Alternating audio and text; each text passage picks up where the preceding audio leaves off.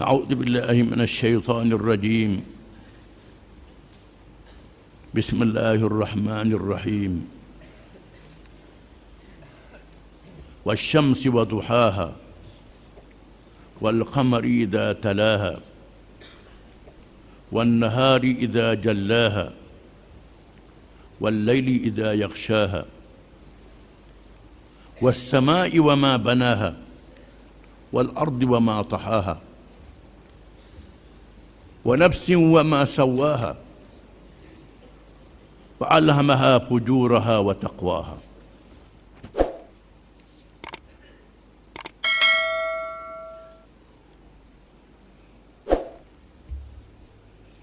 Maksudnya,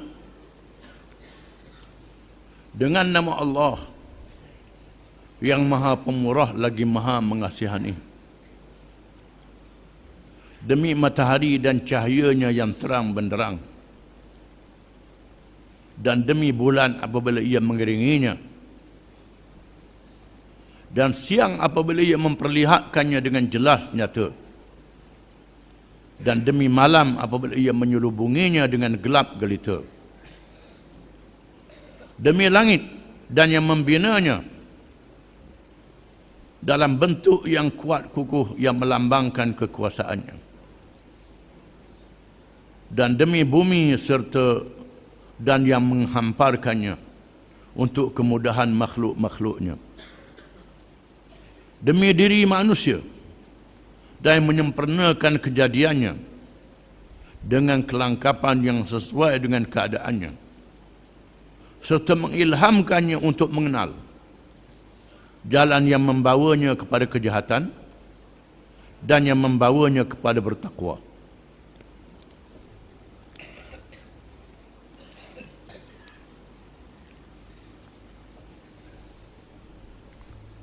Ayat-ayat yang dibaca ialah ayat permulaan surah Asy-Syamsi. Asy-Syams makna matahari. Kan disebut perkataan matahari pada permulaan surah ini. Termasuk dalam kalangan surah Makkiyah. Surah yang diturunkan di Makkatul Mukarramah. Yang menjadi kebiasaannya bertujuan untuk menguatkan iman, menguatkan akidah kepercayaan. Ketika Nabi SAW dan para sahabatnya radhiyallahu anhum menghadapi tekanan, kezaliman dan kejahatan daripada musuh-musuh Islam, maka Allah menguatkan keyakinan mereka, iman mereka dengan ayat-ayat yang terkandung dalam surah-surah yang diturunkan. Surah ini dimulakan dengan Allah bersumpah dengan makhluk-makhluknya, menunjukkan makhluk-makhluk itu menjadi dalil kepada kekuasaan Allah Subhanahu wa taala. Bersumpah dengan matahari, dengan bulan, dengan siang, dengan malam, dengan langit dan bumi, dan dengan manusia, merupakan makhluk-makhluk yang menjadi dalil kepada ketuhanan dan kekuasaan Allah Subhanahu wa taala. Surah ini diberi penekanan khusus kepada diri manusia, menjadi tajuk dakwah yang dibawa oleh nabi-nabi dan rasul-rasul alaihimussalatu wassalam, yang berakhir dengan Nabi Muhammad sallallahu alaihi wasallam.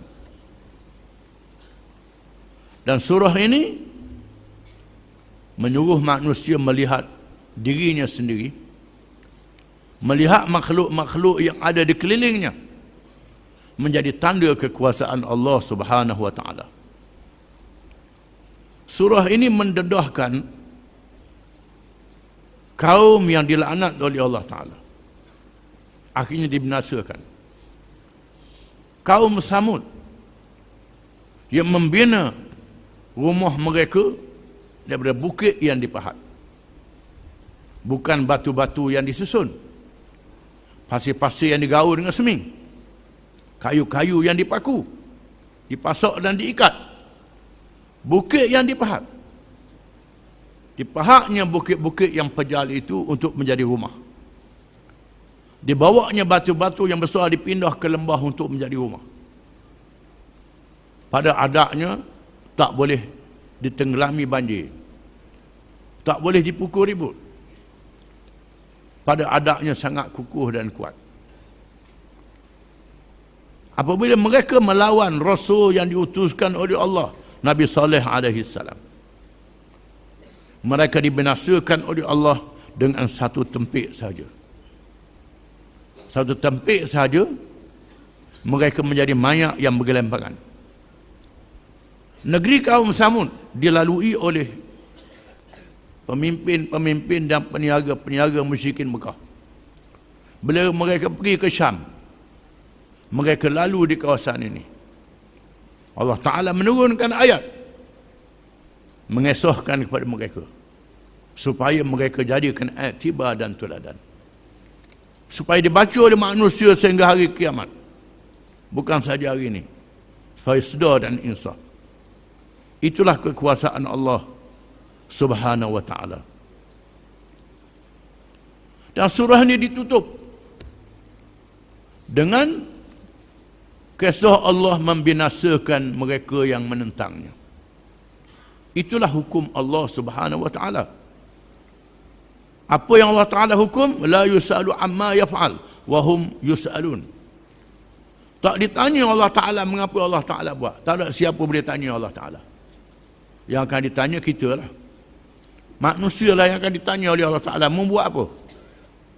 Maka tanya diri kita sendiri, jangan tanya Allah Ta'ala. Ada orang berani tanya Allah Ta'ala. Berani tanyalah. Jangan berani tanya Allah Ta'ala. Tanya diri masing-masing. Hisab diri masing-masing. Apa yang buat di atas muka bumi masa hidup ini. Bismillahirrahmanirrahim. Wasyamsi wa duhaha. Demi matahari dan cahaya yang memancar di waktu duha. Dipancarkan cahaya itu bermula dengan lembut, sejuk pagi, waktu duha. Kemudian makin panas, makin panas. Itulah kurnia Allah Ta'ala. Kalau start tubik panas, lalu demang habis. Demang habislah jawab dia. Allah Ta'ala yang mencipta alam menjadi rahmat kepada manusia. Manusia kena tengok betapa kekuasaan Allah SWT menciptakan matahari. Tidak ada kuasa besar dunia yang boleh mengalih perjalanan matahari. Tidak ada ahli-ahli sains. Rekalah alat kalau berani alih perjalanan matahari. Itulah kekuasaan Allah Ta'ala. Disebut dalam Quran yang kita baca dahulu dan dalam hadis-hadis yang sahih, Allah Ta'ala akan tunjukkan tanda yang besar sebelum berlakunya kiamat yang besar. Matahari naik dari arah barat. Di masa itu pintu taubat ditutup. Kalau ada orang nak masuk Islam masa itu, kalau ada orang nak bertaubat pada masa itu, tak diterima dari Allah Ta'ala. Allah Ta'ala tak terima dah. Itu tanda yang sangat besar. Matahari adalah dalil yang sangat besar. Maka Allah Ta'ala tunjuk dalil yang besar, yang paling besar, yang dahsyat, bila matahari berpusing, naik dari arah barat.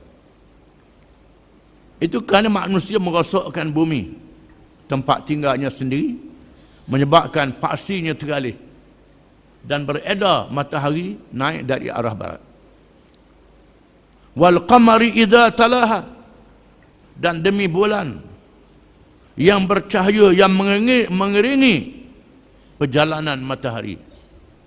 Ahli-ahli sains mendedahkan bagaimana bulan mendapat cahaya daripada pancaran matahari. Sangat hebat kekuasaan Allah Ta'ala. Daripada bulan yang kecil, bulan purnama jadi kecil balik. Dan mempengaruhi pasang surut laut. Orang ke laut yang duduk tepi laut, pelayar-pelayar di lautan, membaca arus laut, membaca pasang surut berdasarkan kepada peredaran bulan. Kecil dan purnamanya bulan itu. Pasang sekali besar, pasang dua kali kecil. Arus ke timur dan ke barat. Begitulah pembiakan ikan, hayawan di laut sangat berkait dengan pancaran matahari dan peredaran bulan, menunjukkan bahawa semuanya berada di bawah kerajaan Allah Subhanahu wa taala. Wan nahari idza jallaha, dan demi waktu siang apabila dijelaskan cahayanya yang terang benderang, yang menjadikan manusia boleh bekerja. Bukan sahaja boleh berjalan ke sana kemari, boleh beruruh dengan mudah, tak payah suluh dengan lapu. Wal laili idza yaghshaha, dan demi waktu malam yang menutupkan cahaya dengan berlakunya kegelapan, membolehkan manusia berehat, membolehkan pohon kayu berehat, membolehkan makhluk-makhluk berehat mengikut keadaan masing-masing. Tapi ada juga makhluk yang Tuhan jadikan berjaga malam, kelawar, binatang-binatang yang dia boleh berjalan waktu malam. Ada Tuhan itu. Ada juga manusia hak jenis kerja waktu malam, kerja halal, kerja haram, macam-macam lah. Itu mengikut keadaan masing-masing. Was-sama'i wa ma banaha, dan demi langit dan apa yang dibina oleh Allah. Daripada langit itu, keadaan langit itu dengan tidak ada tiang. Tidak ada tiang langit itu. Bumi duduk di pusatnya dan langit mengelilingi di atas bumi itu. Dalam keadaan bumi terapung-apung, dalam keadaan bulan, matahari dan bintang cakrawala terapung-apung, tidak ada tali yang mengikatnya. Tak ada tali yang mengikat. Betapa banyaknya bintang cakrawala yang ada di langit, macam pasir-pasir yang ada di bumi ini. Masing-masing bergerak di kawasan masing-masing dan tidak berlaga di antara satu sama lain, kecuali apabila Allah menarik peraturan itu, peraturan yang Allah Ta'ala tetapkan untuk melakukan kiamat yang menghancurkan semuanya dan dijadikan alam yang baru. Wal ardi wa ma tahaha, dan bumi yang dihampakan oleh Allah menjadi tempat manusia, binatang boleh bergerak di atas bumi walaupun pusingan perjalanannya sangat laju. Sangat laju pusingannya. Kalau kita naik kapal terbang berlomba dengan perjalanan matahari, kita akan sedar bahawa perjalanan bumi ini cepat. Lebih cepat pada perjalanan kapal terbang itu. Tetapi manusia yang ada di atas bumi tidak rebah, tidak jatuh. Berasa tak bergerak pun tak ada apa-apa. Besarnya bumi itu dihampakan oleh Allah. Manusia boleh hidup, binatang boleh hidup, pohon kayu boleh tumbuh di atas bumi itu. Kurnia daripada Allah Subhanahu wa taala. Dan manusia menjadi makhluk yang memakmurkannya. Wa nafsin wa ma sawaha, dan demi diri manusia dan apa yang dicipta oleh Allah Subhanahu wa taala. Satu makhluk yang berbeza dengan makhluk yang lain. Makhluk manusia bukan saja ada jasad, ada roh, ada akal fikiran. Berbeza dengan binatang, berbeza dengan malaikat, berbeza dengan kayu dan batu. Malaikat tidak ada jasad, jin tidak ada jasad, manusia ada jasad. Manusia ada roh. Ada roh, kepercayaan kepada Allah Ta'ala, percayaan pada yang gaib. Ada roh dan ada akal. Ada akal fikiran. Manusia ini ada akal fikiran.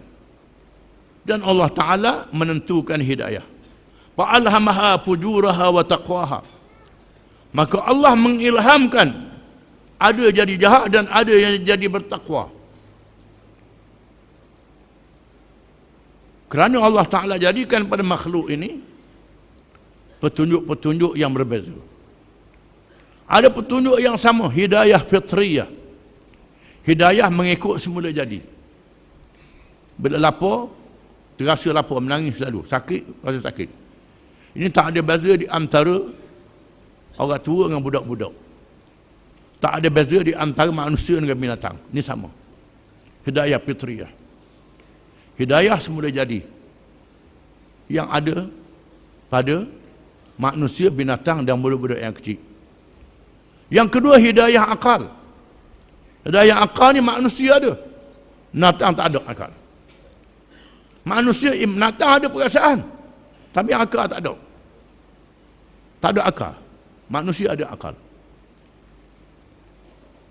Kemudian hidayah yang dikurnia oleh Allah Ta'ala kepada roh, ihdinas siratal mustaqim, untuk mengikut perkara yang betul dan perkara yang salah. Ini ada pada manusia yang kita kena minta pada tiap-tiap rakaat sembahyang, supaya Allah Ta'ala beri hidayah pada kita, menunjukkan bahawa kita kena bergantung dengan Allah Ta'ala, jangan bergantung dengan diri kita saja. Ada orang tak mau bergantung dengan Allah Ta'ala, berasa dia cerdik sangat, berasa dia bijak sangat, jadilah iblis. Iblis cerdik, bijak, tapi lawan Allah Ta'ala, tak mau bergantung dengan Allah Ta'ala. Kita kena bergantung dengan Allah Ta'ala, jangan lupa pada Allah Ta'ala, kerana Allah Ta'ala yang menjadikan kita, mencipta kita. Kena tunjuk syukur kita pada Allah Ta'ala. Kalau tak tunjuk syukur, jadi iblis. Tuhan jadi cerdik molek dah, bijak molek dah, tengok syurga, tengok neraka iblis ni. Lebih pada orang alim manusia lagi. Orang alim manusia tak tengok lagi syurga neraka. Iblis tengok dah syurga neraka. Boleh bercakap dengan Tuhan pula iblis ni. Tapi tak dapat hidayah. Sebabnya kerana aba wastakbara. Enggan, sombong. Enggan, sombong. Ada sifat sombong ni, maka tak layak dapat hidayah. Begitulah manusia yang sombong. Sombong tu rasa dia lebih pada orang.